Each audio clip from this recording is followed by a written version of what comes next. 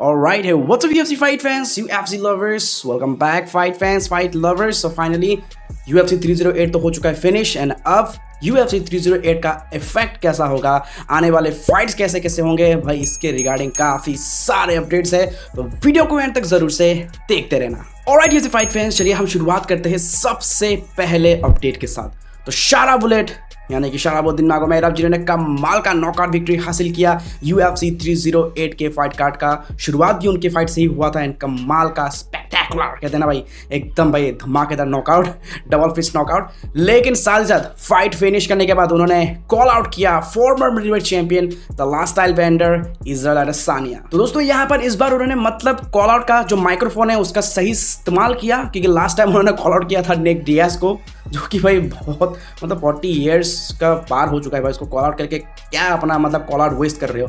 Call out करना है तो सही तरीके से करो, माइक्रोफोन का सही इस्तेमाल करो। तो इस बार उन्होंने सही इस्तेमाल किया है, वो चाहता है फाइट करना अगेंस्ट इजराइल अडेसानिया। अब शराबुद्दीन का कहना है कि मैं इजराइल अडेसानिया से फाइट करना चाहता हूं, मैं काफी समय से इसको चेस कर रहा हूं, बहुत टाइम से पहले जब वो किक बॉक्सर हुआ करता था, मतलब जब वो सिर्फ किक बॉक्सर के दुनिया में बहुत ज़्यादा मशहूर हुआ करते थे।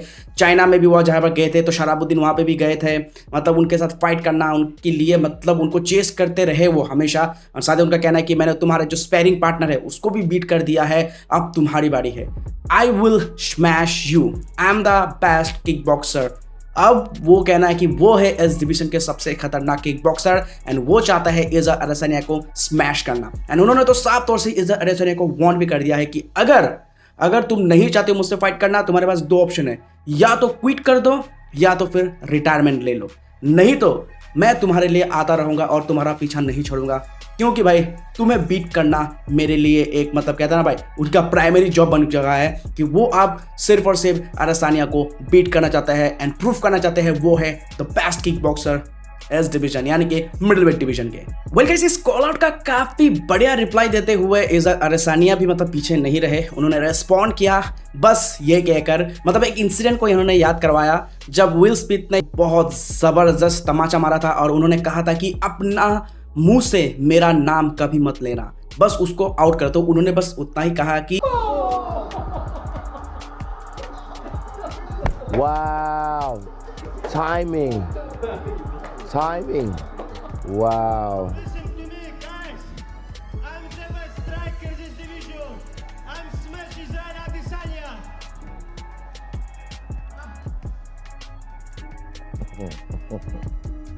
Keep my name out your fucking.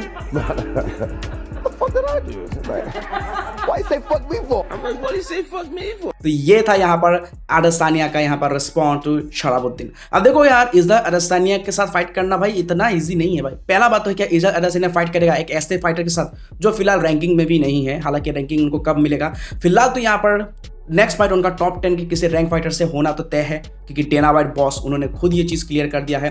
तो अब देखना होगा कि उनका नेक्स्ट फाइट किस टॉप कंटेंडर के साथ होता है। बिकॉज आपको क्या लगता है, आप थोड़ा सजेस्ट करो, कमेंट बॉक्स पे शेयर करो, क्या लगता है आपको किसके साथ होना चाहिए फाइट नेक्स्ट शराबुद्दीन का, comment. Alright UFC fight fans, चलिए बढ़ते आगे, बात करते हैं नेक्स्ट अपडेट के बारे में। तो गाइस, डस्टिन डायमंड पोरियर, तो इन्होंने थोड़ा ब्रेक डाउन किया एंड अपना प्रेडिक्शन दिया कि कैसा होगा UFC 309 का fight between Charles Oliveira versus Michael Chandler. अब यहाँ पर डस्टिन पोरियर इन दोनों से ही फाइट कर चुके हैं, तो इनको अंदाजा है कि कैसा होगा, कौन सा फाइटर कहाँ पर भारी पड़ सकता है। तो यहाँ पर डस्टिन पोरियर का साफ तौर से कहना है कि जो चार्ल्स ओलिवेरा है वो मतलब स्ट्राइकिंग में भी कमाल है, ग्राउंड में तो कमाल का है, फिट में भी कमाल का है, मतलब दोनों एरियाज में वो काफी ज्यादा खतरनाक है।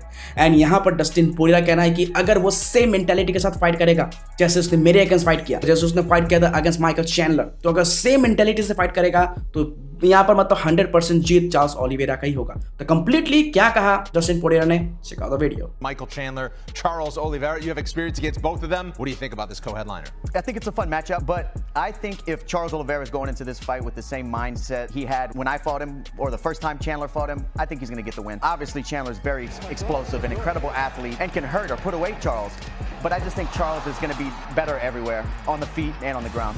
वेल गाइस, अब आप लोगों को क्या लगता है कितना हद तक सही होगा? क्या इस बार क्या माइकल चैंडलर सच में बीट कर पाएगा? क्योंकि देखो एक्सप्लोसिव अगर बात करें, बहुत एक्सप्लोसिव फाइटर है माइकल चैंडलर, लेकिन क्या वो मतलब चार्ल्स ओलिवेरा को बीट कर पाएंगे? ये देखने में भी बहुत ही इंटरेस्टिंग होगा। लेकिन भाई चार्ल्स ओलिवेरा तो कितने कमाल के फाइटर ये हम भी जानते हैं। जैसे डस्टिन पोरियर कहना है कि अगर सेम मेंटेलिटी से ओवर फाइट करेगा तो कमाल होगा भाई। जैसे जो रोगन मतलब यूएफसी कमेंटेटर जो रोगन जैसे बोलते हैं ना भाई, सुपर मेस्मराइजिंग, गन ब्लेजिंग बोलते हैं ना भाई, एकदम गन। अच्छा ये तो मैं ही बोल रहा हूँ हालांकि वो तो बोलते हैं जो गन ब्लेजिंग, मतलब फाइट स्टार्ट हुआ नहीं, चार्ल्स ओलिवेरा एकदम मतलब क्या गन ब्लेजिंग, एकदम बूम बूम बूम जाते हैं भाई। तो इस तरीके से अगर वो फाइट करेंगे तो भाई लगता है यहाँ पर फाइट दोबारा जीतेंगे अगेंस्ट माइकल चैंडलर। तो क्या लगता है आपको, क्या होगा UFC 309 का ये फाइट का रिजल्ट, चार्ल्स ओलिवेरा या फिर माइकल चैंडलर? वेल गाइस, साथ ही साथ अगर बात करें तो डस्टिन पोरियर ने भी यहाँ पर मतलब नेक्स्ट फाइट को लेकर थोड़ा पर हिंट दिया है कि वो क्या चाहता है। तो UFC 308 के बाद वो चाहते हैं कि या तो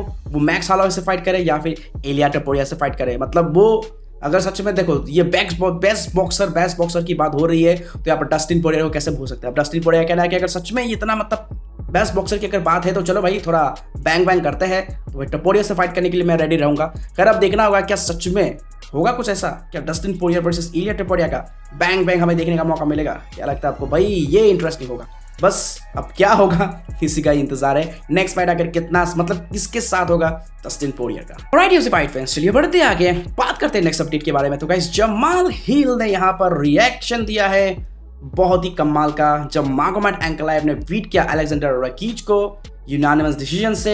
एंड साथ ही साथ अगर हम बात करें तो यहाँ पर मागोमेड एंकलाइव, तो ये तो क्लियर था कि वो जरूर से कॉल आउट करेंगे एंड उन्होंने कॉल आउट भी किया, वो भी इंग्लिश में। मैंने अपने लास्ट वीडियो को बताया भी था कि यहाँ पर कॉल आउट कर दिया है मागोमेड एंकलाइव ने। तो यहाँ पर जमाल ही इसके ऊपर में रिएक्ट करते हुए ये कह रहे हैं कि भाई मतलब गुड लक UFC को, कि अगर ये टाइटल फाइट अगर सेल कर पाओ तो भाई उसके लिए बहुत बहुत तुम्हारे लिए मतलब पहले से ही मैं तुम्हें यहाँ पर गुड लक बोला चाहता हूँ, बेस्ट ऑफ लक। ये टाइटल फाइट सेल कर पाओ तो अच्छी बात है, नहीं तो फिर बहुत मुश्किल है। क्योंकि भाई लगता है जमाल हिल को कि जो टाइटल फाइट मागोमेड एंकलाइव और एलेक्स परेरा का, ये मतलब इतना ज़्यादा कुछ खास नहीं होगा, इतना कुछ पेपर व्यू सेल नहीं कर पाएगा, ये कहना है। क्योंकि भाई काफ़ी बोरिंग फाइटर है मागोमेड एंकलाइव।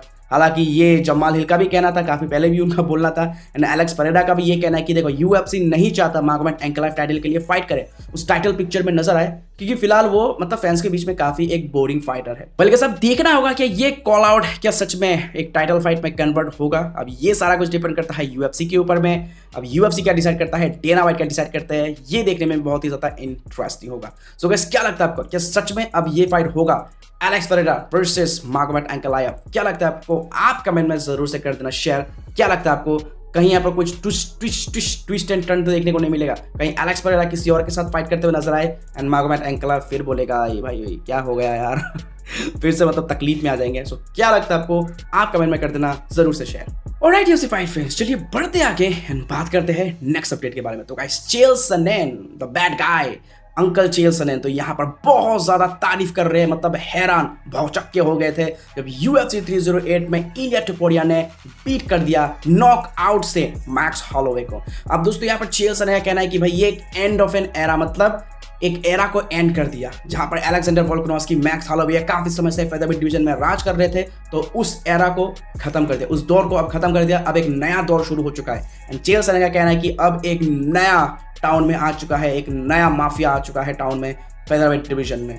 अब दोस्तों यहाँ पर मतलब बहुत ज़्यादा कमाल का विक्ट्री तो था ही, लेकिन यहाँ पर मतलब एग्जैक्टली चेल सोनेन ने क्या कहा, किस तरीके से कहा, आप खुद ही सुन ले उनकी जुबानी। What Topuria just did is he ended an era. Topuria has put a bow on that era. John Anik did it right to Daniel Cormier. So what Ilia Topuria has done for this division, the two greatest of all time, and he put them both to sleep dominantly. He said that would be akin to Alex Pereira knocking out John Jones and knocking out Daniel Cormier in the same year. He would have clearly established and without question there is a new sheriff in town. That's what Topuria did.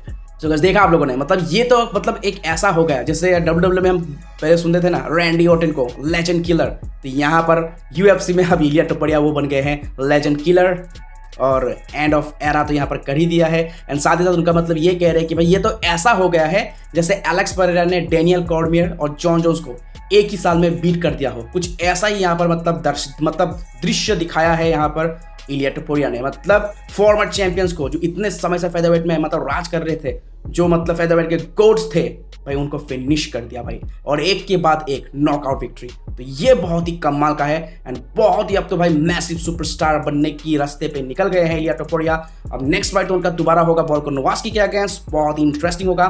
So hope करते हैं कि कुछ Volkanovski अगर कर पाए अपना मतलब भाई जो लेगेसी है उसको अगर बचाने का, ये उनके पास एक आखिरी मौका है। क्या लगता है आपको, कैसा होगा ये फाइट वोल्कानोव्स्की वर्सेस इलिया टपोरिया का rematch? Alright UFC fight friends, चलिए बढ़ते आगे एंड बात करते हैं the last and final update के बारे में। शॉन स्ट्रिकलैंड अब यहाँ पर बहुत ज़्यादा टेरिफाइड हो गए हैं, बहुत ज़्यादा मतलब कह सकते हो कि भाई थोड़ा अब उनको भी डर लगने लगा है कहीं UFC का अपना माइंड जो है चेंज ना हो जाए, कहीं हमजा चिमाएव को नेक्स्ट टाइटल शॉट ना दे दे। अब शॉन स्ट्रिकलैंड ने तो यहाँ पर तुरंत यहाँ पर मतलब एक चीज़ बोल दिया है हमजा चिमाएव को कि भाई टाइटल शॉट चाहिए तो लाइन पे खड़े रहो, इतनी जल्दी कुछ मिलने वाला है नहीं, क्योंकि अब ये तो फिक्स हो चुका है मेरे और ड्रिगस डुप्लेसिस का फाइट जल्दी होने वाला है UFC 312 के लिए। ये मतलब बोला जा चुका है, ये लिखा जा चुका है। अब देखो मतलब अभी फिलहाल ऑफिशियल तो हमें नहीं पता, ऑफिशियली अभी कुछ तो हुआ नहीं है, लेकिन यहाँ पर मतलब अब भाई बैक स्टेज में क्या हुआ, बैकग्राउंड में क्या चल रहा है, कॉन्ट्रैक्ट साइन हुआ नहीं हुआ, क्या हुआ, तो अब यहाँ पर मतलब बहुत ज़्यादा अब कह सकते हो कि हमजा चिमाएव यहाँ पर मतलब खेल रहे हैं शॉन स्ट्रिकलैंड के सर के ऊपर में, क्योंकि भाई कुछ भी हो सकता है। क्योंकि अगर हमजा चिमाएव को यहाँ पर मिलता है टाइटल शॉट, होगा तो एक बहुत बड़ा बैंगर, लेकिन अब स्ट्रिकलैंड भाई बहुत ज़्यादा यहाँ पर मतलब थोड़े से कह सकते हो कि अब वो थोड़ा पैनिक मोड में आ गए हैं कि अगर टाइटल शॉट मिलेगा, रहेगा, छीनेगा, क्या होगा, क्योंकि बहुत ही कमाल का परफॉर्मेंस दिया था उन्होंने हमजा चिमाएव ने UFC 308 में अगेंस्ट रॉबर्ट विटेकर। पहले ही राउंड में वो भी इतने मतलब हॉरिफाइंग तरीके से फाइट को फिनिश किया भाई। रॉबर्ट विटेकर का पूरा जबड़ा ही, मतलब जबड़ा तो नहीं, उनके दांत को ना भाई मतलब इतना कस के मतलब फेस को क्रैंक किया कि इनका दांत अंदर घुस गया। तो भाई बहुत ज़्यादा खतरनाक इंजरी था ये, एंड इतनी मतलब क्या बोलूँ भाई, सच में बिलीव नहीं हो रहा था जब इतनी तेजी से रॉबर्ट विटेकर ने टैप किया, लग ही रहा था कुछ तो गड़बड़ हुआ है। सो खैर अब देखना होगा कि हमजा चिमाएव को क्या मिलेगा नेक्स्ट टाइटल शॉट। अब शॉन स्ट्रिकलैंड तो कह रहे हैं कि भाई इंतजार करो, जाके अपने मतलब घर में रेस्ट करो, चेचियना में जाओ, वहाँ पर ज़रा रेस्ट करो, क्रिप्टो स्कम वगैरह कुछ करो, तब तक मैं फाइट लड़ लेता हूँ ड्रिगस डुप्लेसिस से अपने टाइटल शॉट के लिए। खैर अब देखना होगा कि फाइनली जब ये मतलब ऑफिशियल अनाउंसमेंट होगा ना, तब हम देखने को मिलेगा कि ड्रिगस डुप्लेसिस का फाइट स्ट्रिकलैंड के साथ होने वाला है या फिर कुछ चेहरा बदलते हुए नजर आएंगे। हमजा चिमाएव कहीं नजर तो ना आ सकते भाई, बहुत इंटरेस्टिंग होने वाला है। तो आपको क्या लगता है, क्या हमजा चिमाएव वर्सेस ड्रिगस डुप्लेसिस का फाइट ज़्यादा इंटरेस्टिंग होगा या फिर ये रीमैच? क्या लगता है आपको, कमेंट करना जरूर से मत भूलना। Alright UFC fight fans, that's it for today's video. I hope कि ये सारे अपडेट्स आपको बहुत ही ज़्यादा पसंद आए। दोस्तों वीडियो पसंद आए तो लाइक जरूर से कर देना, चैनल पर नहीं तो सब्सक्राइब करना बिल्कुल भी मत भूलना, ताकि ऐसे लेटेस्ट इंटरेस्टिंग अपडेट्स आपको हिंदी में हमेशा देखने को मिलते रहे। तो मिलते हैं किसी अगले वीडियो में, तब तक take care, keep watching UFC Hindi.